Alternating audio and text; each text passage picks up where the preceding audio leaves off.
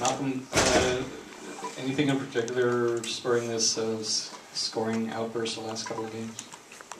Oh, nah, I'm just being aggressive. That's about it. Tyler, all those blocks, did it get almost contagious and you just kind of kept wanting to add to that total at a certain point? Well, I was never thinking about it. I knew they were getting pretty high.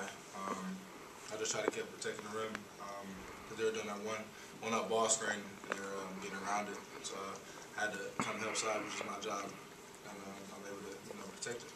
Was that fun out there, getting all those? It was a little bit because every time down, it seemed like I was getting a high five after the ball went out of bounds after I blocked it. What was it like for you other guys to watch him pile up those blocks? I was getting excited every time. Josh, do you feel any peer pressure now to, shorter guy getting these blocks now? You have to. No, not at all. I mean, he's a good player, and I mean, he was just going up there, and it was kind of weird because I thought they would pump fake more because a lot of times we were just going up and just trying to block the shot, but I mean, they just kept going up and he just kept getting them. So. For any of you guys, it seemed like a pretty disjointed offensive game, kind of on both sides. When a team that when your defense is so good and the other team's playing so poorly offensively, does that ever kind of seep into your offensive game and maybe make you guys careless at all? Not everyone at once. Gosh.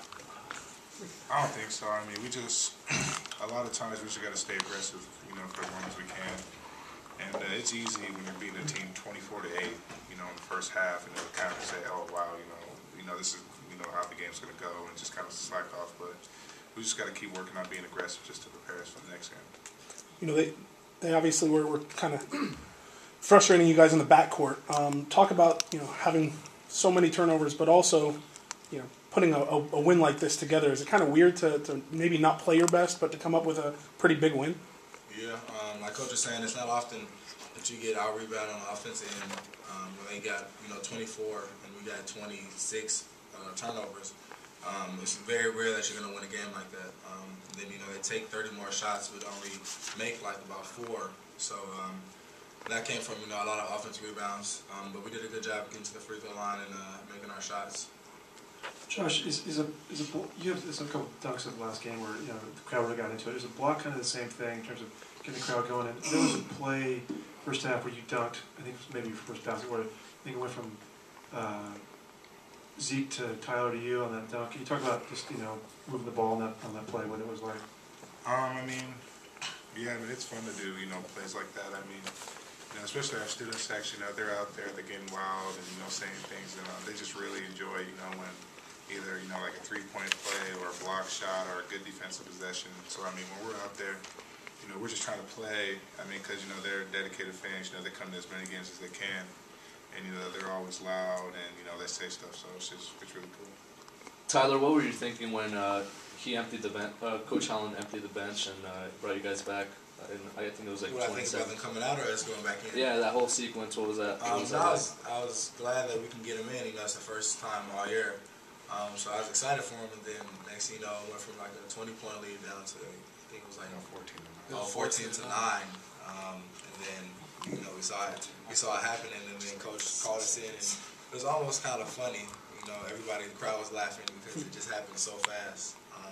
Our guy, they weren't really prepared to play, and I'm sure they will be next time. When they get their chance, they'll be ready. Did you feel bad for them? A little bit, but they knew that they messed up. People weren't in the right positions, taking it out, and especially with the press that they had. We were struggling. The starters, so. They weren't really prepared because, it's not like they were in a half-court set. They have a really good full-court press. Malcolm, it seems you guys' perimeter rotation defense has gotten a lot better over the past few weeks. How does that help, I guess, you? Maybe lighten some of the burden on you on the perimeter? And it's helping not only me, but just the whole, our whole defense, period, because we're guarding a lot of good guys that can get to the rack, and it's just really good that we have guys that can come out of nowhere and defend, get block shots like Honeycutt was doing. So that just helps us a lot. Josh, when you first got in the game, they weren't really getting you the ball, and you started yelling for it. You know, are you trying to tell these guys that against the zone that you need to get the ball? No, it was just one of those where, you know, I mean, what we all know is like when we get the ball, we're not all trying to just go for ours. I mean, you know, Coach, his big thing is getting the ball inside, but you can ask these guys, you know, we go inside, you know, me and Reeves and B Lane and Stove, you know, we like passing as just much as we like scoring. And, you know, with that, it wasn't really nothing like that. I mean, I just felt like one time it looked like he was looking right at me, and I was kind of looking at him. He was kind of looking, and then he kind of passed it away. And then, you know, we're up at the time, so, you know, it doesn't really bother you at all. I think you guys are 17-0 when you have a lead of at least 10 points, but obviously there's been times where, you know, teams have gotten back and gotten real close and gotten a little bit scary for you. Is the thing that that matters is that you've won all those games, or do you worry a little bit that some of these lulls might cost you as we get deeper into the season and you're playing like more athletic, better teams? I mean, it would be nice if we could keep adding on to the league and stuff like that, like, because, I mean, nobody want to be scared at the end, but what you laughing at, man? It would be nice if we keep, like, adding on to the league, but they keep coming back, but we just got to stay mentally tough, and if just keep trying to hold them off, and then just wish for the best. But when we start playing a lot of more athletic teams, it's going to be harder, so we just got to keep it going. Malcolm, I asked Ben this. You guys are getting some recognition in the polls now. Do you guys feel like you're a top 25 team, and how close do you think you are to that? We really don't try to pay attention to the rankings. We just try to go out there and just play hard, because it's not about who is supposed to win. It's about who does at the end of the day. So we feel that if we come out there if we feel that if we come out there every time, and then we'll be good. Tyler, obviously Brendan Lane went through some stuff this week, some tough personal stuff. Did you see anything different in him maybe before the game or when he kind of got, Brendan Lane, when he got back with the team? He had a pretty good game, 5 and 6. I saw him at the hotel with roommates, and I just asked him how it went, and he said it went well.